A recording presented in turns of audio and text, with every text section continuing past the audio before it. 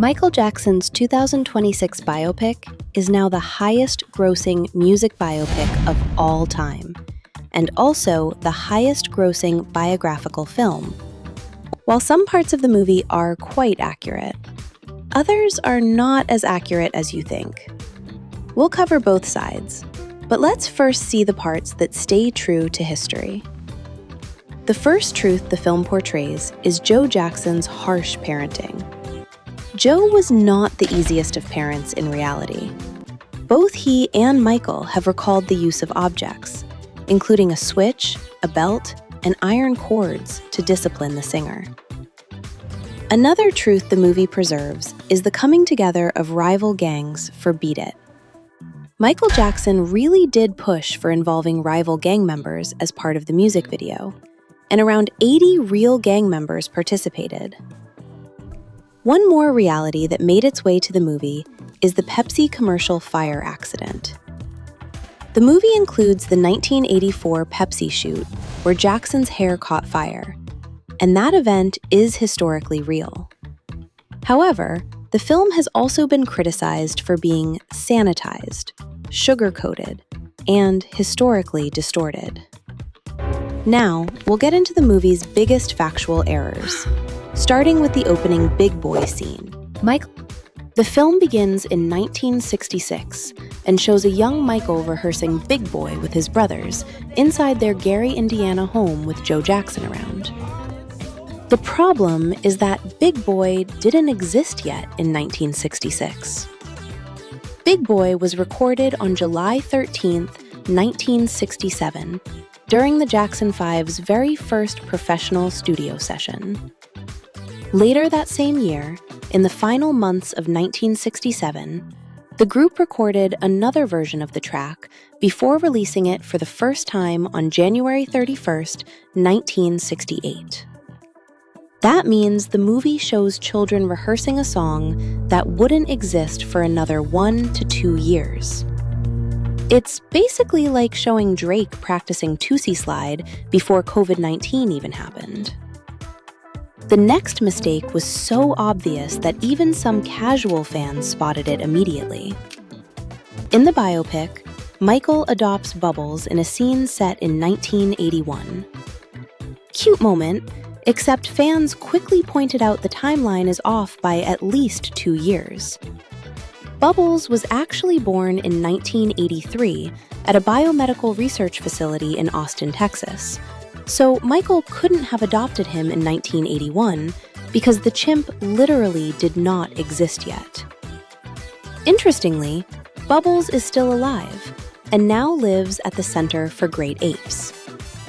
The movie collapses 1981 and 1983 together into one dramatic sequence, and Bubbles ends up being 2 years older than he should be. Maybe you can call it a small error in the grand scheme, but if you're making a based on a true story movie about a man whose fans know exactly when his chimp was born, you have to get that right. And Bubbles isn't the only thing the movie gets wrong about 1981. The film also messes up Michael Jackson's nose job timeline. In the film, Michael's first rhinoplasty happens in 1981, along with several other big life moments, like his pigment-altering disorder and Bubbles' adoption.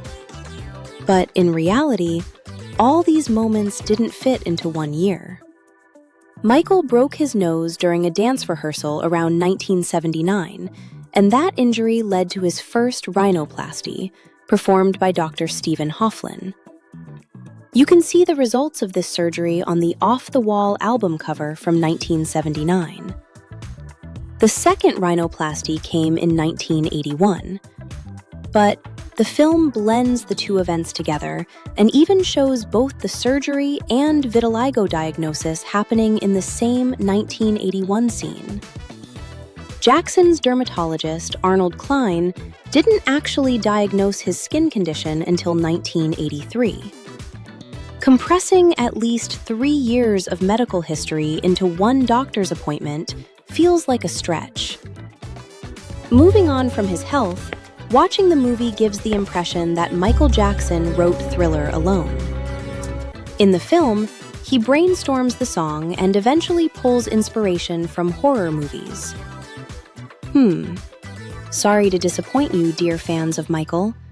The King of Pop did not write Thriller. He doesn't even share writing credits. All the lyrics are credited to Rod Temperton, a musician and songwriter who also wrote Off the Wall and Rock With You for Michael Jackson. A former member of the disco band Heatwave, Rod left them to focus on songwriting and earned himself the name The Invisible Man because he kept a low profile. The first title for the song was Starlight, but it was later changed to Thriller because it sounded weak. As for the lyrics, Temperton recalls writing the lyrics for the final title within a couple of hours. We have no idea why the biopic erases him from the Thriller creative process entirely, but you deserve to know that it was part of his legacy. Another thing we find strange about the movie is the exclusion of key people in Michael's life, including Janet Jackson. She and Michael grew up in the same household, worked in the same industry, and shared the same family. We understand the movie is not about her and that she declined being included, but can Michael Jackson's story really be told without showing her at all? The movie timeline even covers 1986, the year Janet topped the US Billboard 200. So she wasn't just a footnote in Michael's story or the industry, but a major character. Excluding her completely from the movie gives the impression that she doesn't matter that much. But she does.